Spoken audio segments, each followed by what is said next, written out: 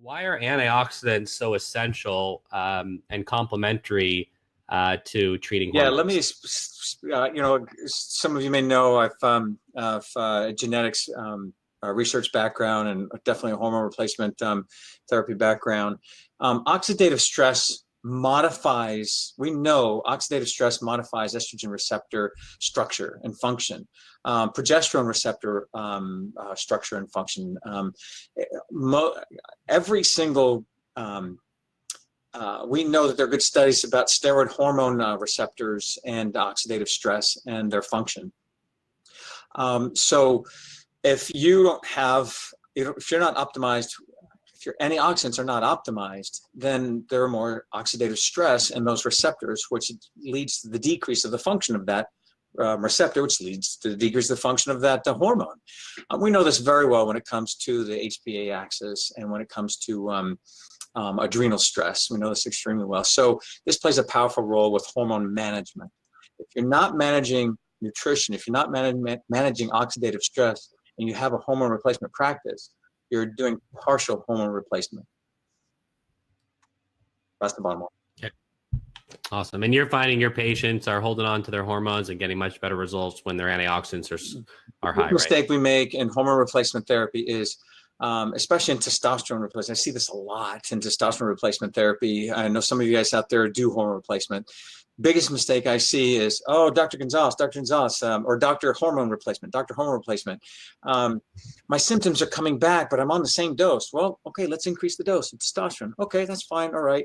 And then 6 months it works, a year it works, everything's fine. But then, oh, Dr. Hormone Replacement, I'm getting my symptoms back. So what do? Oh, we increase the level a little bit more. And next thing you know, you're on high levels of testosterone and the symptoms are coming back. So that's when patients, they go seek other doctors. They go seek to get more testosterone. When in fact, what needs to happen is we need to address either an issue that's more upstream and micronutrient issue and an oxidative stress issue.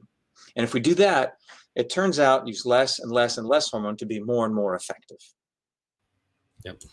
So what we can do here is get this baseline antioxidant score very easily in 30 seconds, wherever that starting point is. You would start the patients on one of the Pharmanex therapies in 2 months. Their scores will improve or Pharmanex will refund them their money. So it becomes very easy to not only have the confidence that the products are going to work because they're proven to, and it's the only product on the market that's proven and guaranteed to do that, but it makes it also very easy to convert your patients into making a recommendation instead of wanting to think about it, because there's a guarantee that the treatment will work for them. And I think that's something that it's hard to find in medicine, a guaranteed response to a treatment. So, and then you'll typically see in about 4 to 6 months, your patients will saturate out, and then you want to maintain the same dose to keep them saturated, because some people will say, well, hey, can you stop once you saturate the tissue? Well, can you stop exercising once you get the results? No, you're going to come back down the hill, right? So as long as you want to get the results, you want to keep on the therapy, because your body is chewing through antioxidants every single day. Just because you ate healthy 1 week doesn't mean you can't eat for the next month, right? And so you need to get these antioxidants in your bodies and your patients' bodies every single day. The score is very easy to recommend and talk about to the patient. Low is bad, high is good. It's like a gas gauge here. These red zone is a low or poor zone. You want to get your patients into this blue or this platinum zone. I personally start at 31,000, focused primarily on micronutrients. I thought I had a very clean, healthy diet. This score told me that I was missing out on these antioxidants. And so I changed some things and switched my supplements.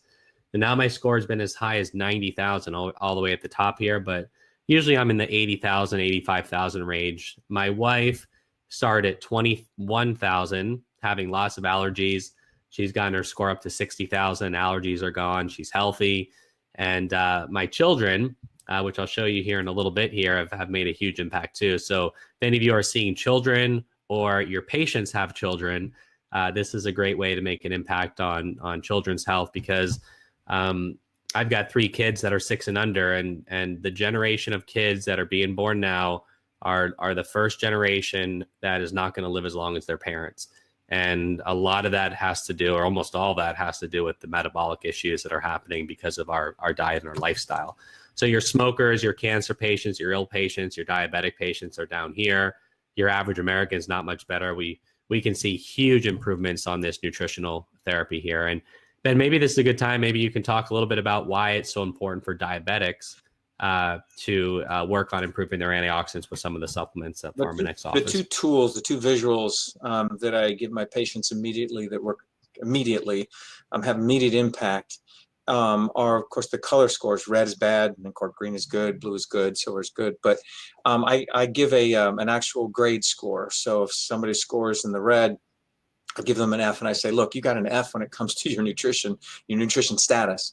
You get a D minus, and I'll go as far as D minus, D plus, C, C plus, and all that. And that really plays a powerful impact on an individual right away. It gives them that visual, because everybody thinks about grades, grades, right? So that works. And then what was that question again, Steve? Diabetic. Why is oxidative stress and antioxidant therapy so important? Okay, if you're physicians, medical providers, do I really need to talk about oxidative stress in the diabetic? Do I really need to do that? Obviously, there's oxidative stress in that diabetic, and then and that's we worry about all those issues on cardiovascular effects of oxidative stress, the neurologic effects, the peripheral neural effects, oxidative stress in diabetics. So as you're trying to work with your patient to bring down their hemoglobin A1C and improve their sugars, their blood sugar status, you also need to think about their oxidative status. Improving both of those biometrics will exponentially improve their baseline physiology processes.